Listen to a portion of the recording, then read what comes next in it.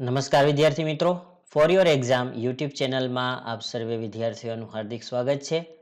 Triple C course on computer કન્સેપ્ટના આજના નવા વિડીયોની અંદર આજે આપણે ફરી મળી રહ્યા છીએ એક્સેલના એક નવા જ ટોપિક સાથે. આ અગાઉ એક્સેલના ઘણા બધા વિડીયો અમે અમારી યુટ્યુબ ચેનલ પર ઉપલબ્ધ કરી દીધેલા છે.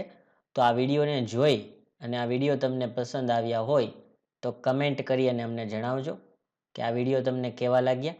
આજના વિડીયોની અંદર આપણે પ્રાઇસ લિસ્ટ તમને આપેલું હોય, એમાં ક્વોન્ટિટી તમે લેતા હોય, એ ક્વોન્ટિટી ઉપરથી તમને ડિસ્કાઉન્ટ આપતા હોય અમુક કંપનીઓવાળા, તો એ ડિસ્કાઉન્ટ કેવી રીતે કેલ્ક્યુલેશન થાય તેમની ચર્ચા આજના વિડીયોની અંદર આપણે કરવા જઈ રહ્યા છીએ.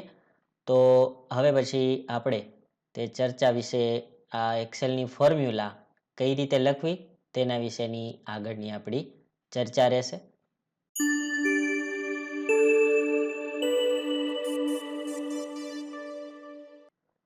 તો ચાલો જોઈએ. હવે આપણે અહીંયા પેબલ અમાઉન્ટમાં ફોર્મ્યુલા કઈ રીતે લખવાની થશે.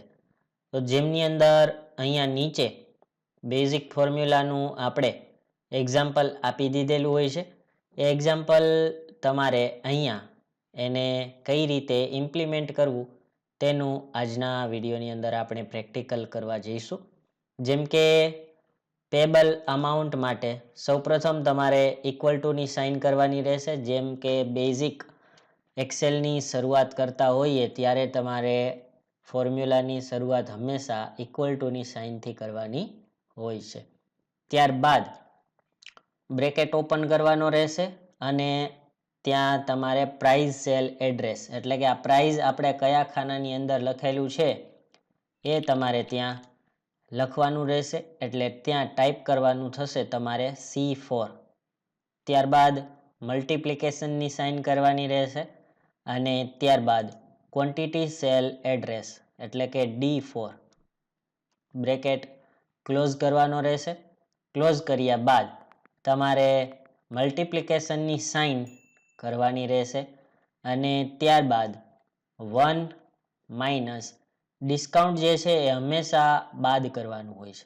એટલા માટે હવે આપણે ત્યાં 1 માઇનસ કરી અને ડિસ્કાઉન્ટ સેલ એડ્રેસ E4 ત્યાં ટાઈપ કરવાનું રહેશે અને બ્રેકેટ ક્લોઝ કરી અને આપણે તેનો આન્સર મેળવી લઈએ કે જેમ કે તેનો આન્સર જે છે એ 68,000 આવશે. ત્યારબાદ બીજું એક્ઝામ્પલ હજી સાથે સાથે કરી લઈએ. બાકી આપણને ખ્યાલ જ છે કે નીચે ડ્રેગ કરવાથી પણ આન્સર મળી શકે છે. તો અમુક વિદ્યાર્થીઓને ખ્યાલ ન આવ્યો હોય તો ફરીથી આપણે તેના માટે આ જ પ્રોસેસ બીજા ખાનાની અંદર કરવા જઈ રહ્યા છીએ. જેમ કે ઇક્વલ ટુની સાઇન કરવાની છે અને પ્રાઇસ સેલ એડ્રેસમાં હવે તમારે લખવાનું થશે C5.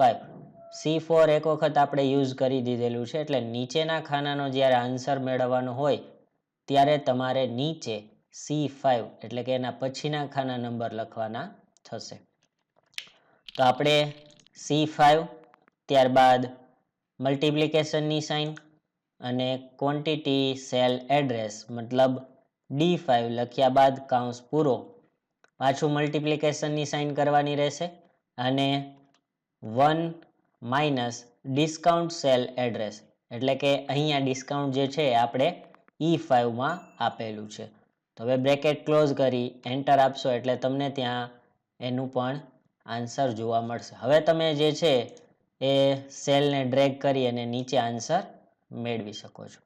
ને ત્યારબાદ ફાઇનલ અમાઉન્ટ ટુ પે, તો એના માટે તમારે બધું જ સિલેક્ટ કરી અને જેમ કે અહીંયા આપણે દરેક વખતે યુઝ કરીએ છીએ ઓટો સમ, તેના ઉપર ટિક માર્ક કરી દેવાથી તમને પૂરેપૂરું આટલી જે વિગત છે એ બધાનો સરવાળો કરીને ત્યાં તમને જોવા મળશે.